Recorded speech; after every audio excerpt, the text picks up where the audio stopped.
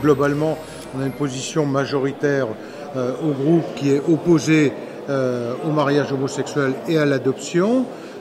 En revanche, on va regarder de quels moyens, de quelle façon on peut aussi améliorer la situation des couples homosexuels, parce que ça ne passe pas nécessairement, et pour nous en tout cas, ça ne passe pas par le mariage et l'adoption. Ça veut dire beaucoup de choses, d'autoriser le mariage entre personnes du même sexe, ça veut dire l'adoption, ça veut dire les droits à la parentalité, ça veut dire beaucoup de choses. On peut comme ça aller très loin. Je pense que fonder une famille, c'est quand même plutôt un couple, un homme et une femme, et les enfants ont plutôt besoin de cet équilibre-là. Alors on peut trouver beaucoup d'exemples contraires, mais je pense que c'est structurant pour une société de pouvoir fonder son avenir sur une vision de la famille très ancrée dans l'histoire. Je suis tout à fait opposé à ce projet.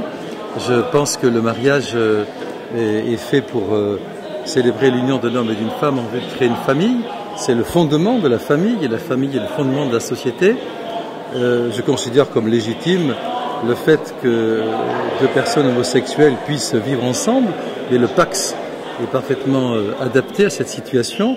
Je crois qu'il ne faut pas mélanger les choses et qu'on court après quelque chose qui ne correspond pas à la solution qu'on veut y apporter. Je ne vois pas pourquoi on ne renforce pas le Pacs. J'ai besoin d'avoir beaucoup plus d'informations, parce que les sujets sont graves et lourds. Il s'agit, au-delà de l'amour entre deux êtres, même s'ils sont de même sexe, il s'agit de l'enfance, il s'agit de la famille. C'est-à-dire quel recul on a aujourd'hui pour savoir si un enfant est mieux ou moins bien éduqué par deux femmes, deux hommes, une femme, un homme, une famille normale. Voilà, j'ai pas du tout de recul. Donc je veux vraiment approfondir la question, comme beaucoup de mes collègues d'ailleurs. Sur la question de société, je pense que c'est très important de garder la liberté de conscience, la liberté de vote. Ça veut dire que tout le monde n'est pas d'accord forcément, Oui, mais ça fait la richesse de notre formation politique. Il ne faut pas fuir la réalité, il faut l'assumer pleinement. On n'a pas besoin de cacophonie sur un sujet sensible. C'est un sujet qui touche aux convictions personnelles de chacun. Et donc il faut dépassionner les sujets et donc être en termes de méthode très professionnel. Le gouvernement malheureusement ne l'est pas. Mais vous savez très bien que j'ai déjà voté, quand c'était présenté à l'ordre du jour du Parlement, une proposition de loi permettant l'ouverture du mariage aux couples des mêmes sexes. Il n'y a pas de raison que je change sur le fond.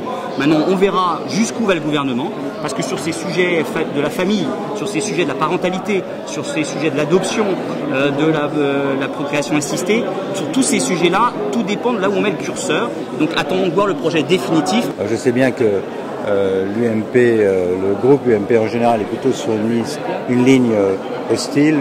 J'ai pas de problème avec ce texte, personnellement. Quand on vit en milieu urbain, surtout dans la capitale, la question, le train est déjà parti. Les mentalités ont évolué, notre pays accepte largement le fait qu'il n'y a pas de différence ni en matière d'amour, ni en matière de solidité de couple, entre un couple hétéro et un couple homo. Après, se posent des questions très sensibles sur l'adoption, sur la procréation médicalement assistée. Mais là encore, quelque part, c'est mettre fin à une hypocrisie, parce qu'aujourd'hui, on sait très bien que des enfants sont adoptés par des soi-disant célibataires qui sont en fait en vie commune avec des homosexuels. Et que dire encore des parents qui étaient dans des couples hétérosexuels et qui ont une deuxième vie homo.